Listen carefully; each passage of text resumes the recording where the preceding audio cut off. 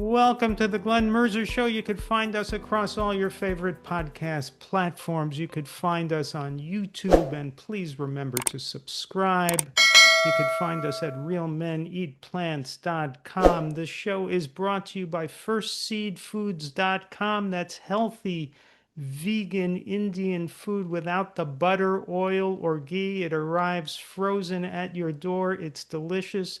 It's terrific. Go to firstseedfoods.com. Put in coupon code GLEN10 for $10 off your first order, I should say. I am delighted to be speaking today with Dr. Will Tuttle, who is an award-winning speaker, educator, author, and musician. He's the author of The World Peace Diet and The World Peace Way and Food for Freedom. And he is a musician. He's got about a dozen other books and CDs. Dr. Will, welcome to the show. Hi, thank you, Glenn. Thanks everyone for joining us. Great to be here. Well, I want to begin with a question that I've never begun an interview with before, but I was wondering, have we met before? I think we have a lot of friends in common. Yes, we do. But I don't think we've actually met in the flesh. Yeah, I think can't we've remember it kind anyway. of Yeah. been in the same circles without ever Right. meeting. Yeah, Howard Lyman and Chef AJ Sure. and Jan Popper and all the Michael Clapper, everybody. But Sure. yeah. So it's good to meet you finally. Thank you. Same here. Now, you are a former Zen monk. Yeah. So tell us about that. How long were you a Zen monk, and does one ever stop being a Zen monk? Right. Well, yeah, that was back in the 80s. I left home right after college on a spiritual pilgrimage with my brother and my younger brother Ed, and we decided to not go into my father's newspaper business, but to focus on spiritual awakening. This was in 1975. And so we left home. We thought we'd walk all the way to California, and we ended up getting as far as Buffalo, New York. We lived in Concord, Massachusetts. And then we walked south from there to a community called The Farm, which was the largest hippie commune in the world back in 1975. And they were all actually, we would call them vegans, but no one knew that word back then. They said vegetarian, but they didn't eat meat or dairy or eggs or even honey, so it was really for ethical reasons. So that's when I really started getting, I became a vegetarian at that point. And then I ended up walking with my brother from there down to a Zen temple, Zen center actually in Huntsville, Alabama.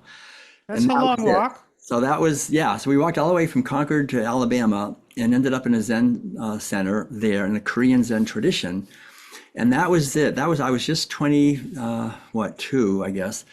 And I ended up living for the next about 10 years until my early 30s in either Zen centers or monasteries, just meditating a lot. And it was the Zen center in Alabama. We went to another meditation center in Atlanta for about a year. And then I went out to San Francisco, lived in a Tibetan Buddhist meditation center in San Francisco, and then back to a Korean Zen temple in Oakland.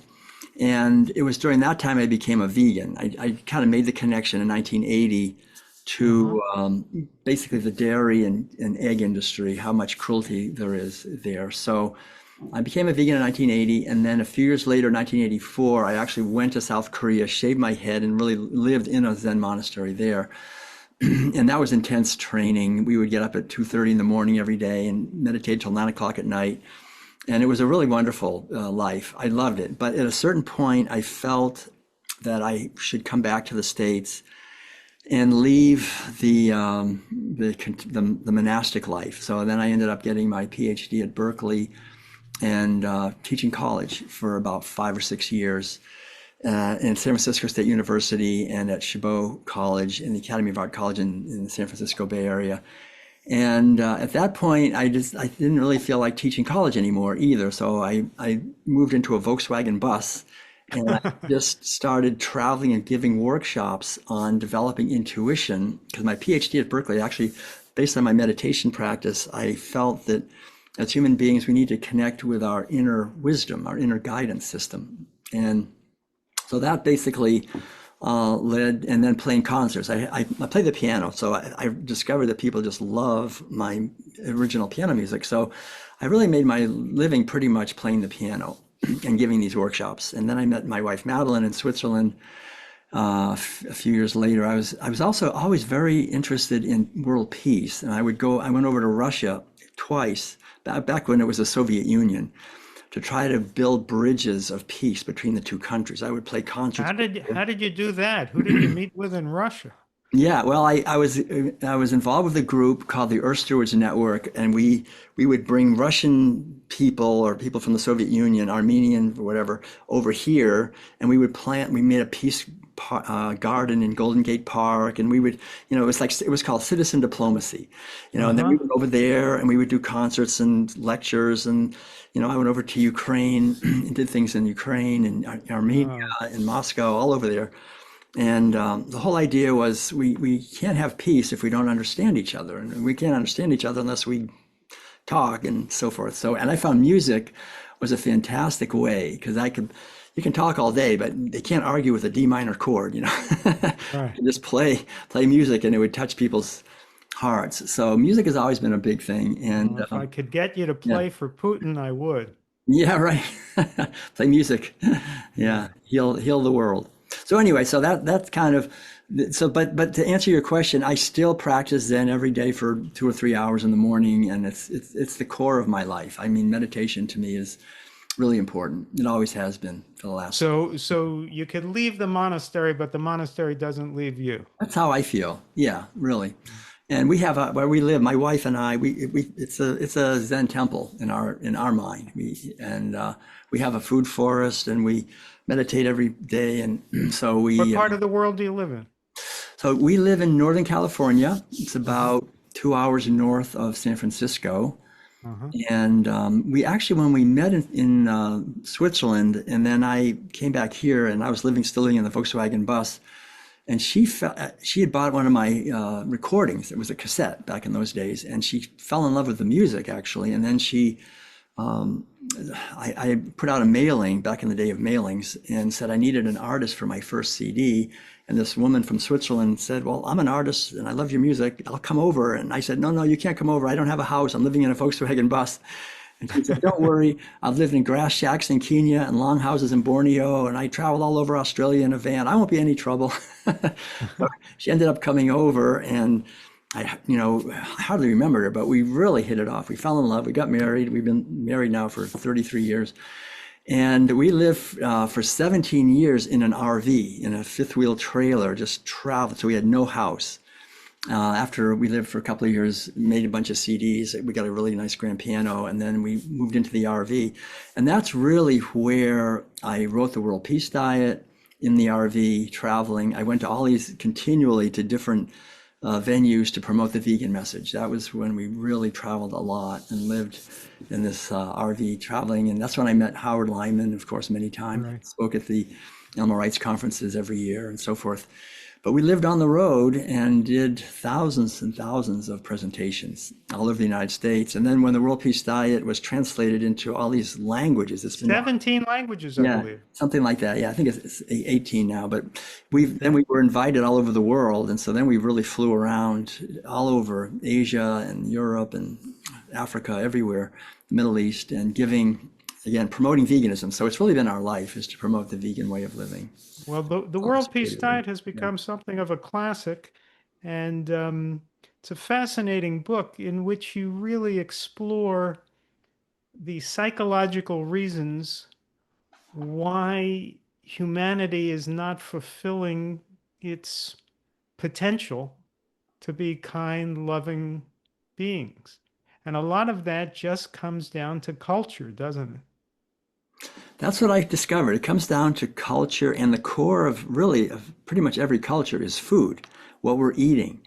So that's the fundamental thing. My courses at Berkeley, I took a lot of different courses in public health, but also anthropology and sociology and social psychology and education. My PhD is in education, philosophy of education. And I really could see how anthropologists understand that every culture transmits its values from generation to generation. That's what cultures do, and they do it through the rituals of that particular culture. And the main ritual in every society is when people sit down and eat food. That's binding. And so if we're eating food where other living beings are reduced to commodities that are bought and sold by the pound, that's basically injecting into us from infancy a mentality of reductionism, of reducing beings to commodities, of materialism, of just seeing life as matter. And with 10,000 years of increasing momentum, it's a warning, really. It's like, this is devastating. We've got to realize how this erodes our natural sense of being connected to a beautiful living web of life, when every meal we're eating violence and misery and death and reductionism. And my great interest in comparative religion, I used to teach college courses in world religions, is that every religion has a certain wisdom in it that points that out. As you sow, so shall you reap. And the golden rule, don't do to others what you wouldn't want to have done to yourself. This is really the essential teachings of all the world religions. And yet we just pretend those don't exist, that these fundamental teachings of cause and effect, I call it the boomerang effect. What we do to animals, we end up doing to ourselves. Like we Right. imprison them and we get imprisoned. We mutilate them and we get mutilated. Whatever we do, we break We their make them fat, as you point out in the yeah, book. We make them right, fat and they make us fat. right, everything. Yeah, exactly. So the whole idea is, it's not difficult for us really to live in peace and harmony on this earth, but it will be very difficult if we're going to continue to eat animal foods. That it's not going Yeah, to happen. it's impossible. Right. Um, and so what stops people from following the obvious logic and the science and their own human hearts to do the clear thing of eating human food instead of eating animals? And there's nobody who ever looks at a cow and gets hungry. You know, there's no instinct that we have to bite into a rabbit. And yet people don't do it because, I think, more than anything else, of culture and the fear of being a nonconformist. We have in common that I also married a European artist, European-born artist. And my wife Joanna has a painting she calls The Nonconformist, and it's a painting of water lilies, and it's a bunch of pink water lilies, and somewhere near the middle is a yellow water lily. And it seems that humans just have a fear of being that yellow water lily. Um, and um, and yet, if we would all uh, look inward and act according to our real natures, we'd all be yellow water lilies. It would be fine. Yeah, no, that's really well said. I think that's the crucial thing. These experiments that were done by Solomon Asch, where he had people go into a room, and there was like 5 actors and 1 person, and they said, well, this is a test to determine if line length, and so the person would say, okay, they give 3 different lines. They say which one is the longest, 1, 2, or 3. And in the beginning, they say the right answers, but then at a certain point, the actors start saying the wrong answer. And like in 2/3 of the cases, the people will say the wrong answer just to go along. Even though they know it's wrong, they know that line number 2 is actually shorter, they'll say, yeah. And I remember when I was in college, one of the students there, I was only a freshman, and one of the seniors actually did that experiment. And I saw this ad, and you could get paid, $20 to go in this experiment. I said, okay, I'll do it, And it was that experiment. And I remember sitting there, and it really is hard to actually, like, you have all these juniors and seniors, and they're saying that number 2 is longer. And you look at it and go, no, number 1. But over and over again, pretty soon you start saying, okay, number 2. Yeah. I mean, it's amazing how there's this unspoken pressure to fit into the group. Right. And I think we can't underestimate that. We really are very subtly connected to what other people are thinking and doing, and we don't want to be different, because in the old days, if you didn't eat what the tribe ate, you would die. You would go off and die by yourself. It was unthinkable to not eat the tribal food. I think we still have that basic tribal belonging, need. And so, but the thing is, we also have a rationality. We have a capacity for rationality. I say we have these three powers, right? We have the power of rationality, which would make us all vegans. I mean, if we just are Right. rational about this, purely rational in terms of the environmental destruction, health, waste, everything. It's completely anti-rational to Right. grow all this grain, feed it to animals, cause all this pollution, get all the heart attacks. I mean, it's Have totally, the occasional pandemic. yeah, right, all these things, right? So, yeah. So, number one. Number two, we have empathy. We all have empathy. So, if our empathy was really working, we would see, my gosh, I'm eating a living being. Like, I have a dog. I love my dog. I love him. We would never do it. But Yeah. again, yeah, rationality gets overridden by the tribal mandate, empathy. And also, I think a third thing we have is what I refer to as intuition or spiritual wisdom. We have that. We have a spiritual intuition, wisdom, and we can see that, wait a minute, doing all this violence to animals, but that, again, it overrides our inner spiritual wisdom. And so I think that's something. And then the other thing that goes along with that, I think, is important. The Milgram experiments. If you remember Stanley Milgram, he did those experiments where a likable person would come in, who would be an actor, and if he made a mistake on a question, he would be behind a screen, so the person couldn't see him. The person would be ordered by the experimenter to give him a shock. And at first, it's a very mild shock, but every time he makes a mistake, they have to turn it up higher and higher. And pretty soon, this person is shocking this guy behind the screen, and the guy's yelling, like, "Ah," and it goes all the way up to the red zone, danger, potentially fatal. And the experimenter, the authority says, he made a mistake, you must go on, you must shock him. And again, like in 2/3 or 3/4 of the cases, people went all the way up to the fatal. I mean, they're willing to like kill this guy just because the authority told them to do that. And again, this is the part of the tribe. It's the tribal mentality, and also don't ever go against an alpha male, right? I mean, we have Right. the alpha male, and you better do what he says. We have these very deep programs, and so it's important for us to understand these things, and then not be hoodwinked. I would say not be deceived, not allow ourselves to act against our own interests and the interests of the planet and the interests of each other, and to create a new tribe in many ways, a new authority. And I think that's what we're trying to do, basically, is to create an alternative to the one that's been coming along for 10,000 years and has accumulated enormous inertia. I mean, it has every institution in our culture, corporations, government, education, religion, everything is basically now been marinating in animal agriculture, I call it herderism, this Right. practice of owning animals as property for food. And so everything has been warped by that, and we're born into it. And it's very hard to question it. The two things you can't really question as a little kid is the language, right? You can't say, well, you're all speaking English, I'm going to speak German. No, you're going to speak English. And the food, pretty much. I mean, you're eating their food. And so to be able to question that, it's daunting. It really is. Right. Yeah. Yeah. You write in the World Peace Diet about herding, which probably started about 10,000 years ago, and how that changed the culture from being a more communal culture to a more of a patriarchy, more subjection of women, view of animals as commodities rather than living Hmm. creatures. And we're still suffering from that today because, in a certain sense, though most of us aren't cowboys, we're still a herding culture. We depend upon it. That's the thing, when I say to people we live in a herding culture, it's like, what? No, no, we live in a postmodern, industrial, computer-driven.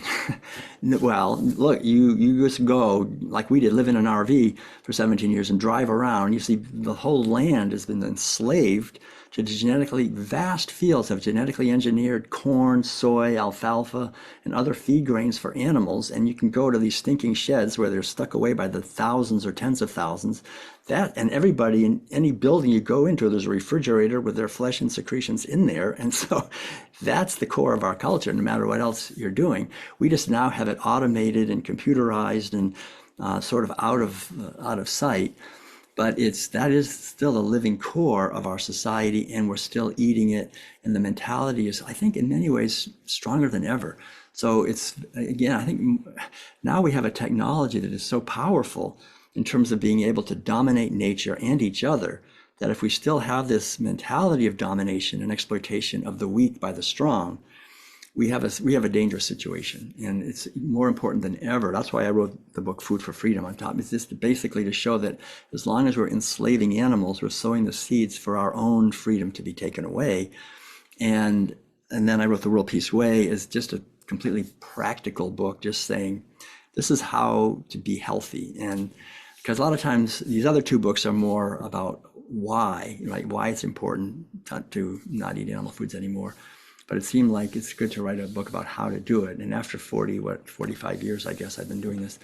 45 years as a vegan, and you haven't suffered from a lack of protein. You're still standing. I mean, I'm surviving. You Well, haven't fallen over from a lack of yeah. protein. Well, the funny thing is, quite honestly, there's I no it's really true. I mean, I think it's important. I would say one of the things I'd like to emphasize is that it's important for us when we make the transition away from eating animal foods to really do our best to eat healthy Yes. plant-sourced diet. And so a lot of people go vegan and they think, they got all these vegan cheeses, vegan meats, Vegan vegan ice cupcakes. cream, vegan, I mean, everything vegan. Oh, this is so great. Yum, yum, yum. And then after 6 months or a year, they don't feel well. And they say, well, I tried going vegan and man, it didn't work for me. And it's like, no, you got to eat. We're really strict. I mean, in the sense that we eat basically whole, organic, plant-based foods. My wife is Swiss, and she's Miss Organic. I mean, we haven't bought anything that's not organic in the last few years since glyphosate really became such a phenomenon. I mean, everything now is practically sprayed with glyphosate, and glyphosate is a broad spectrum antibiotic that really wreaks a lot of havoc on people. So we also, now that we live in Northern California and we bought a little piece of land, it's only half an acre, but we have a food forest. So we have 80 fruit trees and nut trees we have planted 80 ourselves. fruit trees on Yeah. half an acre. Yeah, we have it What right out kind of fruit here. trees do you have? Oh, we have apples and pears and peaches and persimmons and apricots and cherries and pomegranates and olives and Wow. grapefruits and oranges and lemons and limes yeah, and more. I mean, we have and walnuts and almonds and a lot, and then we have vegetable beds, a lot of veggies, berries, grapes. We get a lot of food. We eat mostly our own food, except for we get some starches. We get like grains, Yeah. organic, but yeah, potatoes, sweet potatoes. So and a lot of squashes. So we really think that growing food and then everything recycles, all our compost, everything goes back to the earth. We feed the soil feeds us. We've been doing it now for 12 years. And so now it's Wow. not just a baby food force, it's kind of a young teenager, it's getting big enough that we can get, a few hundred fruits from some, and we sell some at the farmer's market sometimes, and we have extra. How much of your time do you spend gardening, as it were? Well, it's I would say Madeline spends probably 3 hours a day maybe, and I probably spend about 1 or 2 hours a day in the afternoons. We go out, and Mhm. we do other things, but we're yeah. I mean, the food grows itself, but we still have to water and weed and take care and but the nice thing is in the winter, like we leave in November and we're gone until April, so we're just gone because it takes care of itself. We come back to everything's like tons of greens and the trees are all blossoming, and so then the food just comes pouring out for those months. So we travel and give talks usually in the winter, and then we have a little van that we've converted, and we live in that. So, but the point I wanted to emphasize is it's important to eat whole, organic, plant-based food. So we don't eat oil to speak of.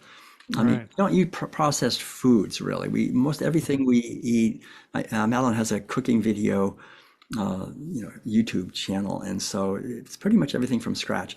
And I have found that that's great because I've given over 4,000 lectures in the last 30 years, and I've never missed one. I've never gotten sick. We went all over China and India multiple times and other places, Southeast Asia, where they said, "Oh, you're definitely going to get sick if you go there," and I never got sick. I don't Right. I don't get sick. So, but I think it's not that I I'm just lucky. I mean, that's why I wrote the World Peace Way, because I think it's food. Well, I have the six keys. The six keys to health and harmony are the nutrition, which is the food we're eating, which is whole, organic, plant-based foods, lovingly prepared, and mindfully eaten. The way we eat, I mean, there's so much to it, really, I think. And we don't watch television. I think that's a lot of it. Like what we consume is food, water. We should really have good water.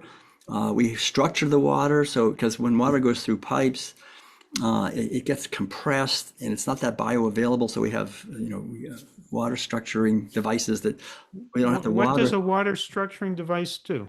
Well, we have one coming onto the land, so like we don't have to water the plants as much, and we don't have to drink as much, because when water goes through miles of pipes and tubes, it gets kind of compressed. So it swirls the water through a system of swirling, so that the water is more in its natural state, like it would be in a If it was stream, running river, down a or creek or something. yeah. It's just, it's no big deal, but it's just something I think that we've gotten so far from nature that our bodies sometimes have a hard time, and all the chemicals that come in through water very often. It's good to have, an air, So all these things I think are important, and then also personal care products. I mean, we see when we go to visit, we spend a lot of time visiting vegan friends, but I notice it. So many people are using skin creams and shampoos and suntan lotions and makeup and things that are just loaded with toxic chemicals. Anything we put on our skin is going right into our body. So it's really important, I think, to just be aware that there's no force that's really protecting us. Our government agencies are not protecting us. They've been pretty much captured. So we don't have to be afraid, but we should be consequent and take responsibility for the quality of the things that we're eating, putting on our skin, what we're washing our clothes with, all these things.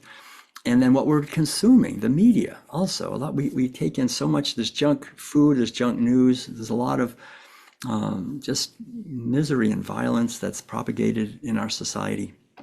So all these things, when I was at the farm, there was a saying there, guard your gourd, which means basically guard your mind.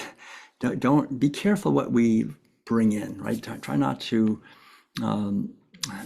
pollute our consciousness with so many problems like pornography. There's so many things that young people and everyone gets hooked on, and fear-based media and so forth. So that's number one. I'll just say them quickly. Number two is meditation and spiritual practice. I think this is really important, because we're not going to have a healthy body if our mind is always anxious or disturbed or angry. So I think it's really important to have a discipline of a time like we do. I get up in the morning like at 5:15, and we spend till 8:15. I'm just meditating or writing in my journal, and then playing music after that. But to take time to let the mind settle back into silence, where what we are is not just this thing that's trying to get through life and manipulate the world. We are the eternal consciousness that was never born and will never die. That's our true nature. And to live our life out of an awareness of our true nature and see that in others. When we see that in others, we see the best in them. We see the eternal being, and we bring out the best in others. And then to just naturally cultivate the practice of radiating love, compassion, joy, and peace to others all the time, whether we're driving, whether we're sitting, standing in line or sitting somewhere. We can always send love out to other human beings, to animals, and just be a radiating center of love for others. And that not only helps them, it really helps us. So that if someone does something that criticizes me or cuts me off in traffic, instead of just thinking I have a right to be angry at something, we can realize everyone's wounded. And it doesn't help to lay more anger or blame on them. We can just respond with love. And it's just this kind of thing, I think, builds a sense of health in our body. Our body has a purpose, and we're here to fulfill a destiny. And I think all of us know that. And we're only here for a few short years. Even if we live, a really healthy life and we eat a lot of sprouts and we're totally healthy, maybe we get 9 decades, maybe 10, it's still very short. So we should understand, to me, the most important thing is just to realize every day is precious, and to do the best we can to live each day as an expression of what veganism is, which is love and compassion for other living beings. And then the third one is relationships, which again, so many people, I've seen it. Like we spend every year for the last 5 years, we spend 2 months about at Hippocrates Health Institute in South Florida, in West Palm Beach, where people come from all over the world, really, with diabetes, liver disease, kidney disease, cancer, obesity, arthritis, all these things.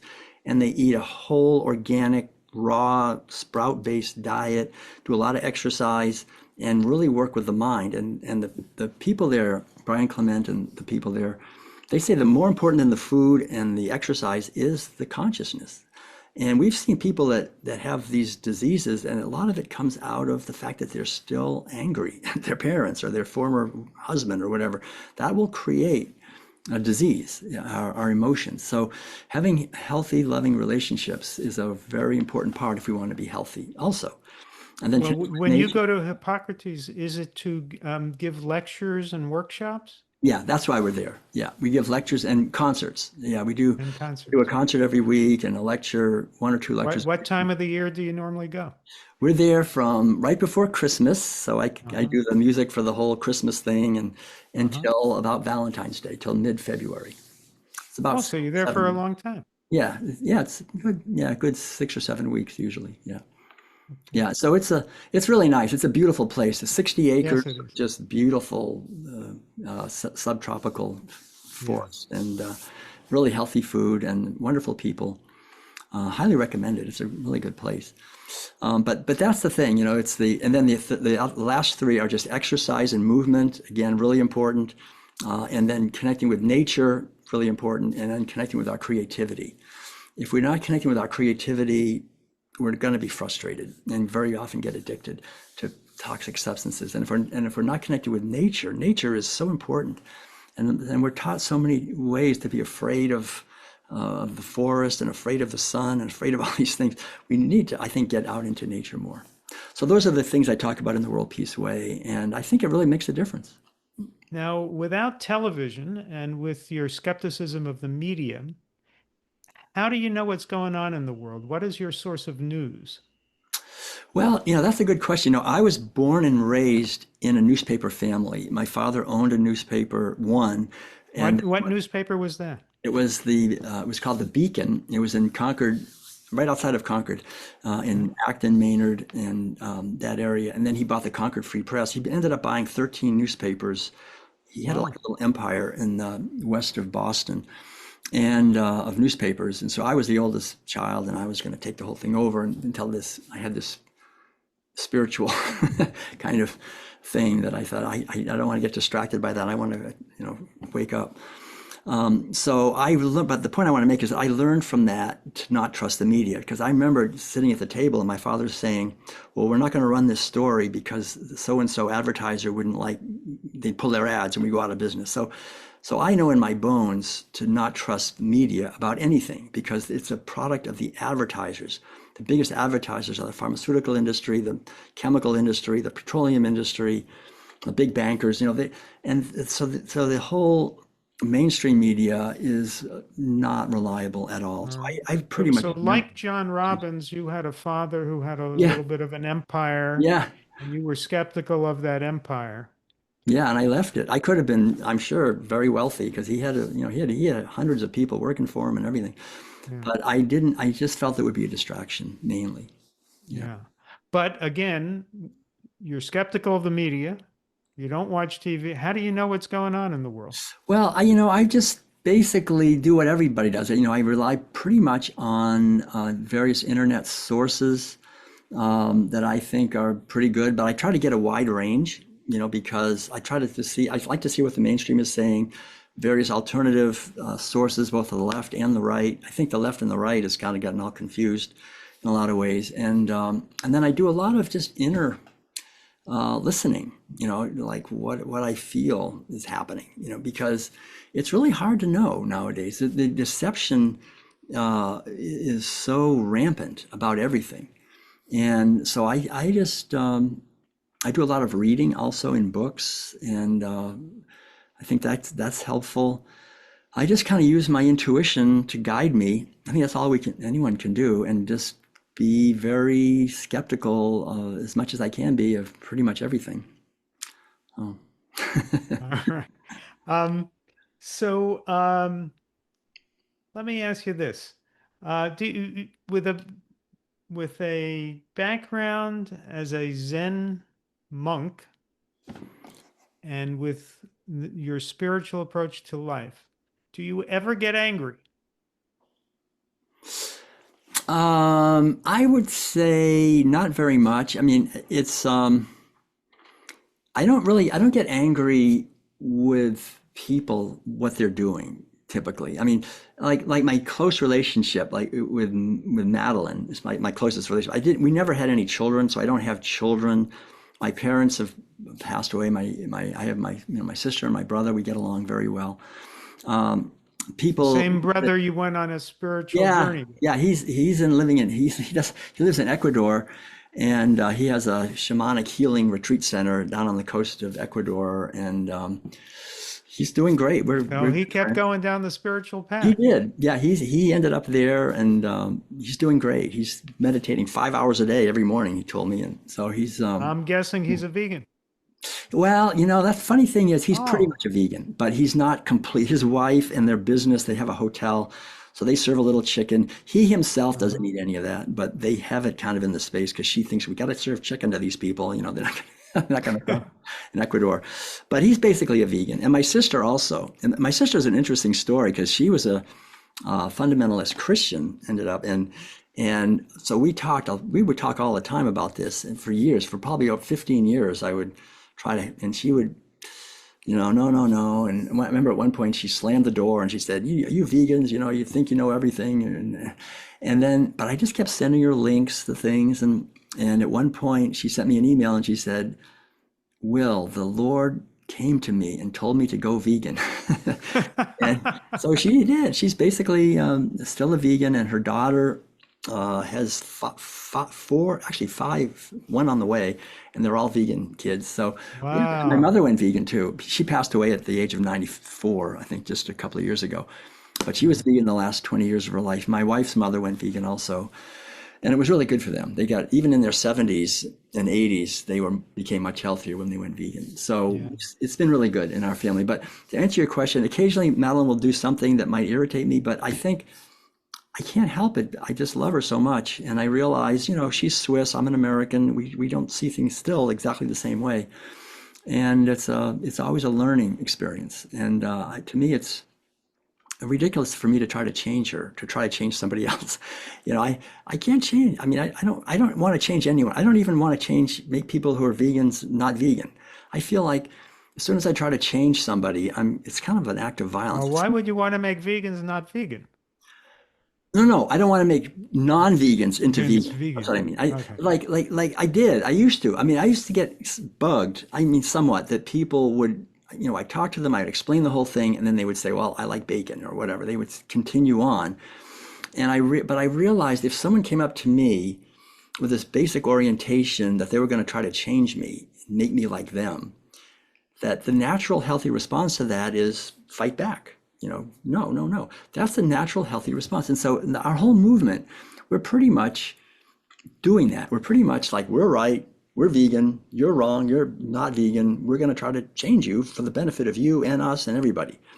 But we don't make a lot of progress with that approach because it just creates huge resistance. People naturally resist that whole thing. So my whole approach has shifted over the years to one of planting seeds. Just, I don't try to change anyone.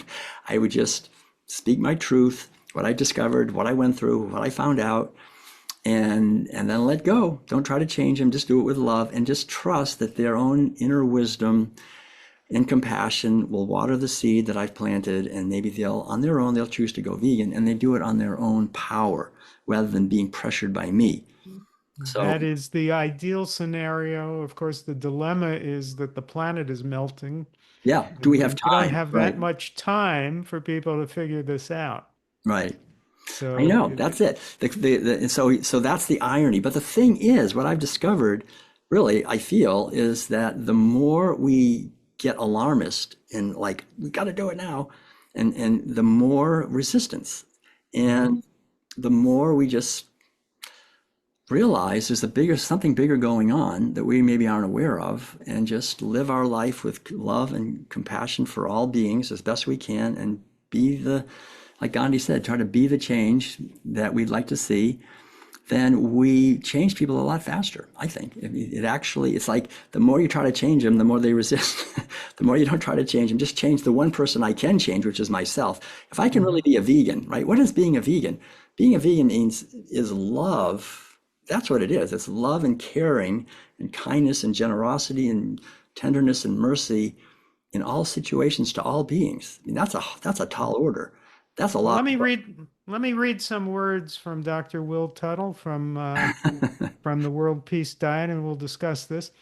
Our deepest and most blessed connection with the earth and with the mystery of infinite spiritual consciousness, our daily meals, have become rituals of distraction and repressed sensitivity and guilt, rather than rituals of heart opening gratitude, connectedness, blessedness, and love. The price we pay for this is incalculable and includes, among other things, the dulling of our innate intelligence and compassion and a consequent loss of peace, freedom, and joy. Those are beautiful words, and that's the dilemma we're up against, which is that when people are removed from their own nature and they're living this life that seems normal but is abnormal, it's hard to reach them. Yes, Uh, it is talk hard. about talk about that passage and how how it poses a challenge for us to try to get our message out. Right. Yeah, no, we're up against uh, the the not only the yearning for the institutions in our culture for no one to hear this vegan message, right? The institutions in our culture, the food industry, the pharmaceutical medical industry, the media, all of these industries and powers would prefer that everyone keeps eating animal foods because that's where their profits come from. And the people themselves would prefer that no one bring up the message of veganism because that makes them uncomfortable. And they like the taste of bacon and burgers, and it's all works great. It's convenient. We have convenience everywhere. So we are just disrupting. We're disrupting the people, and we're disrupting the institutions. So that's the dilemma that you're talking about. And how do we do it in a way that's in alignment with vegan values of kindness and compassion and respect for all living beings? And there's of course, there's many people in our movement that say, look, you got a situation where animals are being abused and rainforests are being destroyed. We've got to use violence, or at least we've got to use something assertive. And I've done that somewhat in my earlier days, but my basic feeling is that we have to just take a bigger picture. I mean, a bigger frame, put a bigger frame around everything. I guess that's it. Because, like how can I say it? Like I've been marinating for 45 years, 50 years in Eastern traditions, right? So Uh-huh. my, in my bones, I don't look at this incarnation as anything other than one of many incarnations where I will be a male or a female or maybe an animal or, So we're all coming back. yeah, I mean, this is a tiny thing. Well, I Like the take that stage as is, good news. yeah, it's much bigger than we can imagine. And there's many realms where consciousness manifests as vehicles to experience so-called reality. In many ways, they're all dreams, but we think they're real. If I'm in the middle of a dream, in the middle of the dream, it's totally real to me. I can see, hear, taste, touch, smell, everything. I had one last night. It was totally real. Every night I do. And then we wake up and go, oh, it was just all in my mind. It was just in my consciousness. It didn't really happen. Well, the same thing is true of this. We don't realize it. We think it's real. We think, oh my God, this table is really real. Yeah, I mean, it's an arising in our consciousness. So we are fighting in many ways with our own mind, where we have to really go deeper in our consciousness and You can't get there without actually doing the inner work of quieting the mind and discovering that there is an inner silence that's always witnessing everything. And when there's this saying I just read the other day from the Mundaka Upanishad from India. It goes back probably 4,000 years ago. Two birds of golden plumage are sitting in a tree, and they're good friends, who are good friends.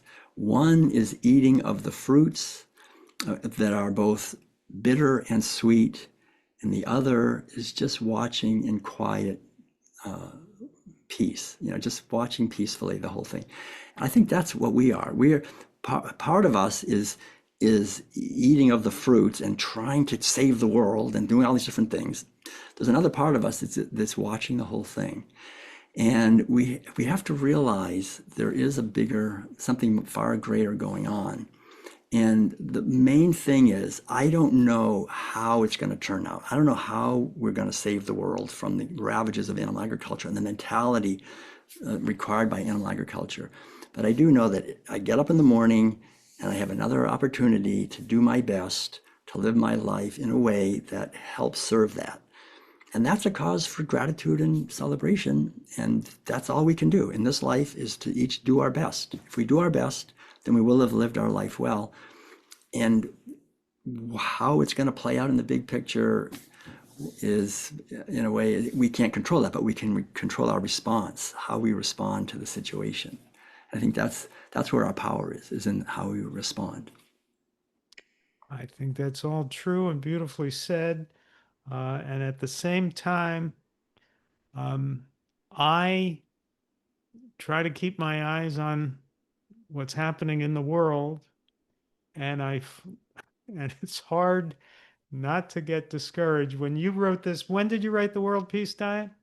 It was published in 2005, and it took me about 2005. 5 years. So I was writing Yeah, 2000 and change. right. Yeah, so it's And been a while. you had a chapter there on health, and you write about how there 60% of Americans are overweight and 26% are obese. It wasn't that long ago, 20 years ago.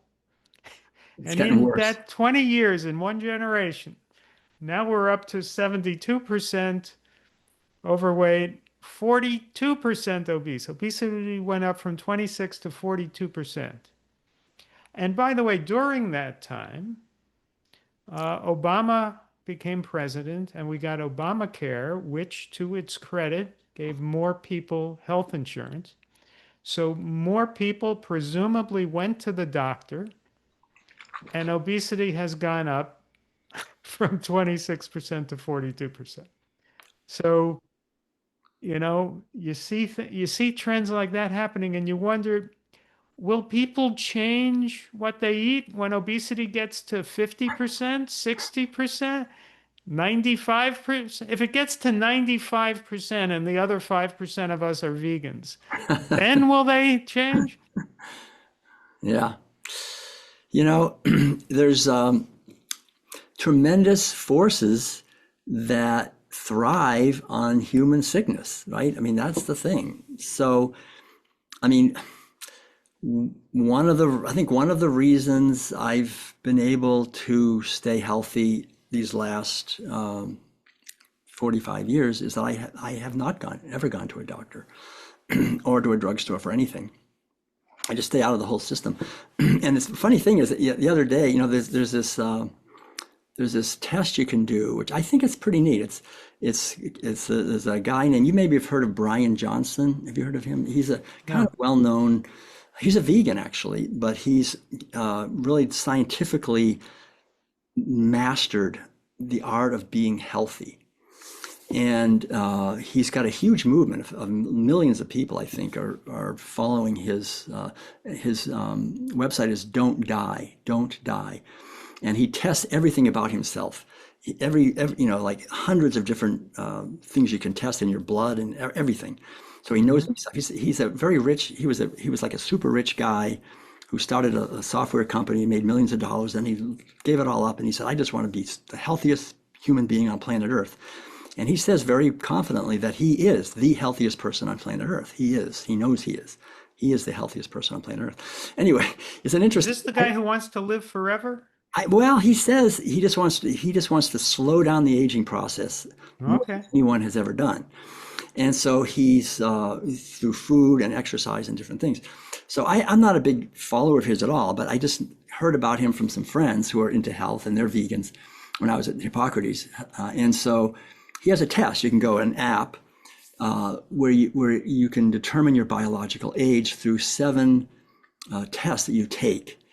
And so my wife did it and I did it because I was curious. Oh, Because how old are you? well, that's what I'm going to tell you. So this is interesting because there's this whole story that it's kind of exploding. It seems to me on the internet that veganism doesn't work in the long term because you're not getting enough nutrients of this and that. So when people get older, you're probably not going to be able to be a vegan your whole life or whatever. And so we did this test, and the 7 things you have to do basically are how many consecutive push-ups you can do, full push-ups, how long you can stand on one leg with your eyes closed. Okay. Can you sit down on the floor and stand up again without using any hands? Or if you have to use one hand or 2 hands or whatever. When you stretch at the waist, like you sit down and you just reach out, and can you touch your toes or not? Or can you go past your toes? How flexible you are there. What is the I'm not good at that. what is the numerical ratio between your height in inches and your waist in inches? Okay. And then there's a little app where you can test your reaction time, how quick your reactions are. And then there's another one. This one, I have one right here. Use one of these things. This is how strong your grip is. You can measure how many pounds your grip is. So my wife did it. She is 77, and she has a biological age of 35. Wow. I did it. I am 72. I have a biological age of 22. Holy cow. See, now if I did it, I think I would have a very good score until I try to touch my toes, and that would be, I'm lucky if I Well, can reach everybody, my knee. yeah, everybody does pretty well. She cannot do one push-up, but she's really good at touching. She can go way past her toes. I mean, she does yoga. She's really good at certain things. So I think, Yeah. it averages out. But anyway, it's kind of interesting. And I think the whole point is I like what he's doing because he's really encouraging people to just get healthy. And there's groups all over the country now and all over the world to get together and go hiking and swimming and doing all these things. The whole idea is we have to take our responsibility for our health in our own hands, not give it off to doctors and drug companies. We have to take it ourselves and be healthy ourselves. If we put our health in the hands of doctors, I think we're not going to be healthy because they're basically paid to give drugs, basically. So I've stayed out of that whole thing. And Right. So you've been vegan 45 years yeah, and you don't take any pharmaceutical I drugs. never have ever. Right. Yeah. I have been vegan 35 years. I've never taken a pharmaceutical All drug. right, that's great. I'm at about my high school weight. I'm guessing you are Yeah. too. Hmm. Yeah. I How know. many people in our age range can say that in I this know. country? It's such good news. It's like, come Yeah, on, everybody. yeah. You're Yeah. biologically 22, right? According to that test, yeah. According to that test. I haven't taken the test, but I'll just guess that I'm 14. Why not? Right, late teens. And so I just can't understand why people would want, most people get this attitude that, well, as you get older, you get fatter I and you know. get a stent put in. And Right, why? right. No, it's not normal. Exactly. No, I think you're right. It's a lot of it's attitude, and I think just having a positive attitude, like you're getting up and you're spreading a beautiful, powerful, critical message, right? I mean, having a purpose is so important. That activates every cell in our body to be Yeah. doing something that has a meaning. And I think a lot of people, when they retire even before they retire, they don't really have meaning. That can really sap people's health. And in a way, they have a subconscious death wish, I think, very often. They're like, I just want to get out of this. Life's not happy. I want to leave. And to me, this earth is beautiful. And I love being here. I just enjoy it and like to create more beauty and more happiness. So, Well, I could say if anyone is listening now and you find yourself obese or overweight and you don't feel that you have enough meaning in life and you're taking pharmaceutical drugs, here's a way to have meaning. Just eat human food, vegetables, fruits, whole grains, legumes, nuts and seeds. Don't listen to what your doctors say for the most part. I guess I shouldn't say Yeah. that. Well, no, look at they're prescribing Ozempic for people who Yeah. are heavy. I mean, Yeah. it's I mean, terrible. I have to put a disclaimer at the bottom of my podcast that says I'm not a doctor. Yeah, right, right. Listen to your doctor. So, all right. So Yeah, listen to your doctor, but right. then listen to our podcast. And, Will never goes to the doctor, right? I, I have. I have a different philosophy, and look, everyone's different. I go to the doctor once a year to ask him how he's feeling. Try to, you know, keep up with him, see how he's doing. That's But when you're eating natural human foods, the likelihood that you need a doctor is reduced. Now, right. bad luck happens, accidents happen, so sometimes you need a doctor. And by the way, I had two hernias. Diets do not control hernias. So I had two hernias in the last 2.5 years. Wow. Hmm. And I turned to Western medicine when I got my hernias because I don't even think your brother, the shaman, would be able to help me. You need surgery when you get a hernia. But Hmm. I discovered that most surgeons do it wrong. And they don't do it in the optimal way. They do it where they put a plastic mesh inside you for no reason. Wow. And so I found a doctor in Florida, and I say for no reason, let me correct that. If you're overweight, you need that plastic mesh. But I'm Hmm. not overweight, so I didn't Right. need that plastic mesh. So I found a doctor in Florida who does it correctly. And I had two hernia surgeries done correctly. It's called open surgery. It just cuts you open in the groin, repairs you, and sews you shut. None of this laparoscopic stuff, no plastic mesh. And both times I never even had to take an aspirin. Wow. And that is because, number one, he's a great surgeon. And number two, there's so little inflammation in my body because I eat human food. That's a wonderful story. Yeah. Yeah. And so, yes, there's a need for doctors occasionally. Yeah. Hmm. But Right. when we eat correctly, we can just go to them occasionally. And when there's a need, and then you go to a good doctor and they're helpful.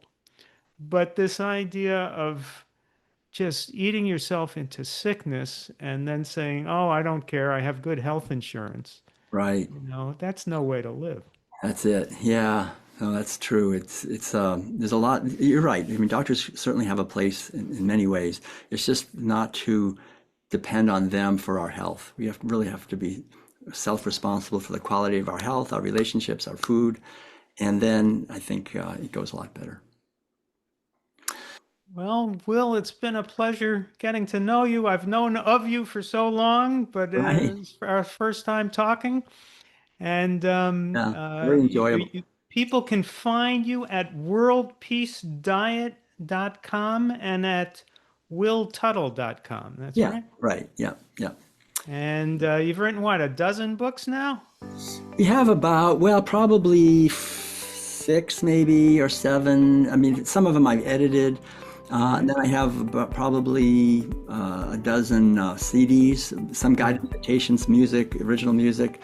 If you go to our website, our books and CDs are there. Also, my wife's cooking and lots of videos. We also have a training, the World Peace Diet training online, and Oh our, yeah, that's our something I wanted to schedule. ask you about before we close up here. You have given webinars on developing intuition. Is Oh that yeah, right? lots of that. Yep. Developing And into I don't know if I don't want to spoil the content here, but how do you develop intuition?